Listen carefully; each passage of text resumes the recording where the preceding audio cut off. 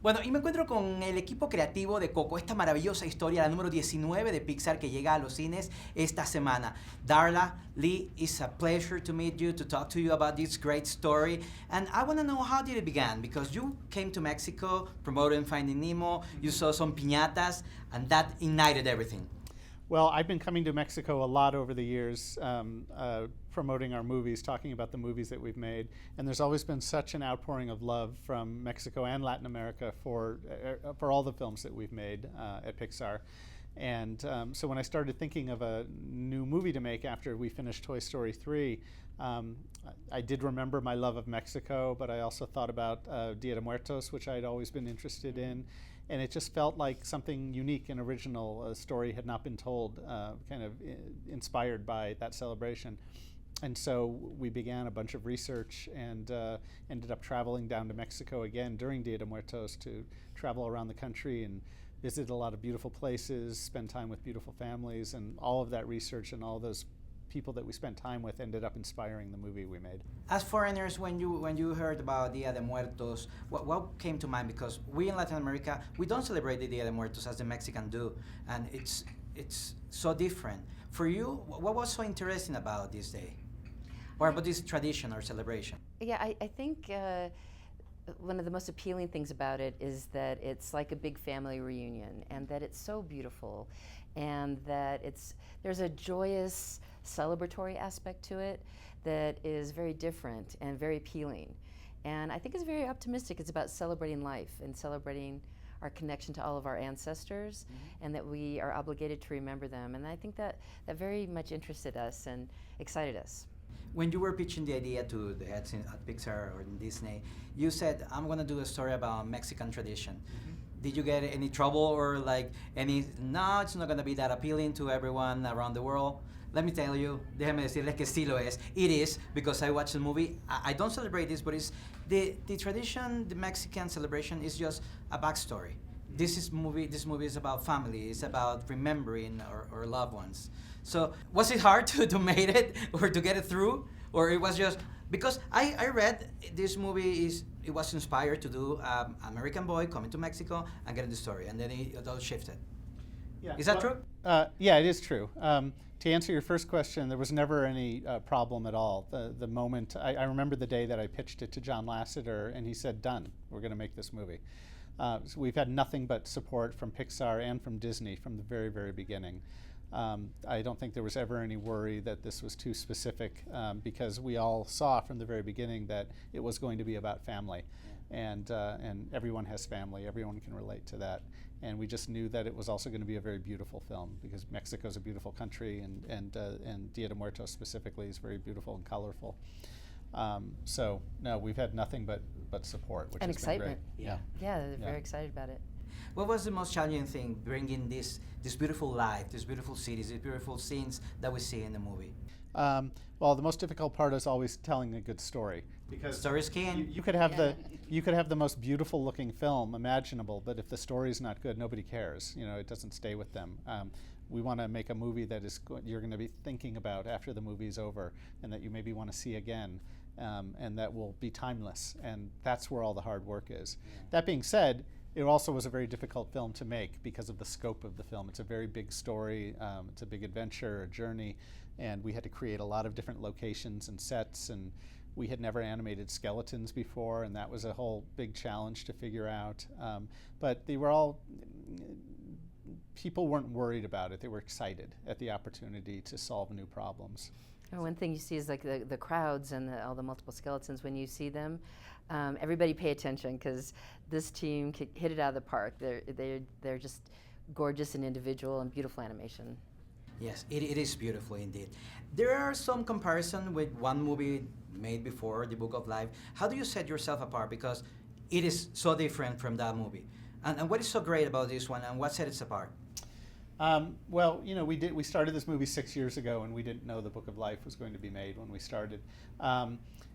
The way we feel, honestly, is that this is a beautiful country, a beautiful celebration, and there's room for many stories. Yeah. We thought of it like if you make a Christmas movie, there are lots of Christmas movies, right? you know, our story is very different than the Book of Life. That's a beautiful film. It's been a long journey, and you know, we got to be friends with Jorge Gutierrez, the director of Book of Life, and Guillermo del Toro, who produced it.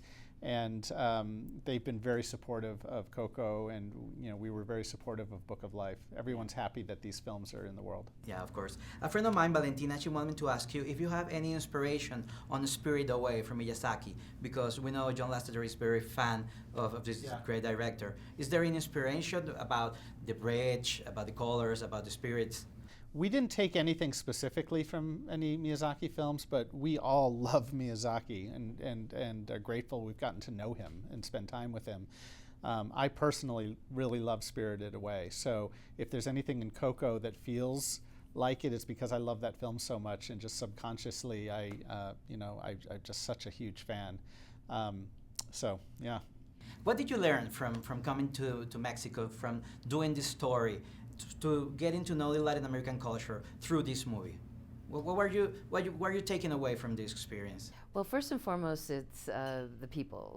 We spent a lot of time with families, and they welcomed us into their home, and there's such an incredible warmth and generosity with everything. And then secondly, we learned a lot about Dia de Muertos. We learned a lot. We had an idea about the general tenets of the holiday, but we learned a lot more about the details. And it's made me think more about my own family and loved ones, and you know, I look at old photo albums of people in my family, and I don't know who many of them are, and their stories have been forgotten and lost to time, and I don't want that to happen. I want to make sure the people that I know and that I loved, like my grandmother who's no longer alive, I want my children to know what she was like. But I want them to know specific stories about, you know, why she was funny and what kinds of food she liked to eat, all the things that make us who we are, and make sure that those stories are passed along and that their memories aren't forgotten. What about the characters? Do you have to go through several characters until getting Miguel, Hector, and all the family? And the dog is very important, Dante. Well, every film we make is a journey, a bit of a journey, and the stories that we start out with are very often aren't the stories we end up with. COCO had a very different story when we first tried to figure out a story to tell against Dia de Muertos. We had told a story about an American boy going down to Mexico where he had family, and having kind of a story that took place down in Mexico. But eventually we realized that we really wanted to tell a story that felt very Mexican and was about Mexican people. And so we re-engineered the story and had told us, you know, we felt confident telling a story about a little boy living in a Mexican family.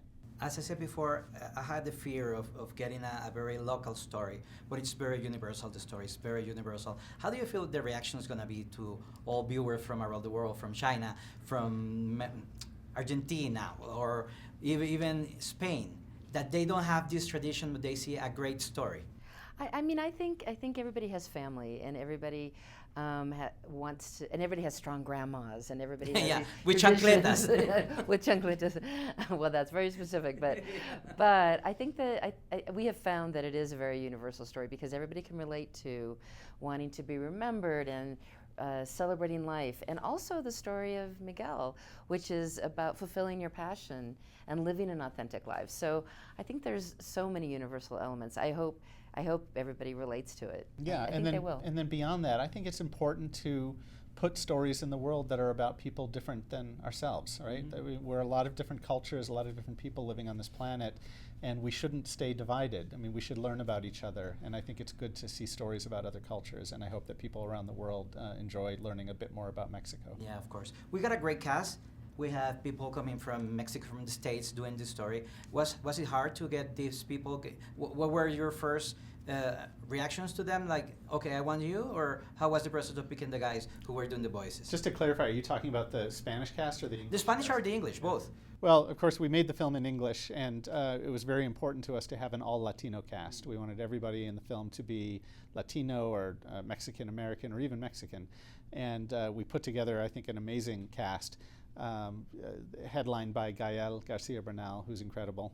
And he's in both versions, in the English and the Spanish version. And then when they did the Spanish version of the film, I know they also filled the cast with amazing, talented actors and artists and writers, and they did, we think, a beautiful job kind of capturing the feeling of the movie that we made in English. Yeah. Well, it's a great story. It's a great movie. I really love it. It's the 19 Pixar movie, and it's gonna be a huge hit, for sure. And how do you manage, just to wrap it up, how do you manage to, every time we go to see a Pixar movie or one of your movie, we end up crying but happy? That's something that always happens.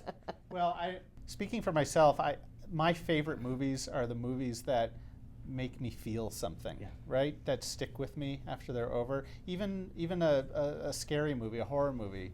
Like one of my favorite scary movies is this film, The Orphanage, and it's a very frightening ghost story, but it's also very, very emotional. And I like feeling lots of different feelings, and so we try to make movies at Pixar that are funny, that are maybe a little scary, but that maybe make you cry. And that's very hard to do. It's hard to do all those things in one story, but I think it's a goal for all of us. Yeah, you do it great. Thank you. Thank you. It's a pleasure. Nice meeting you. It's a pleasure.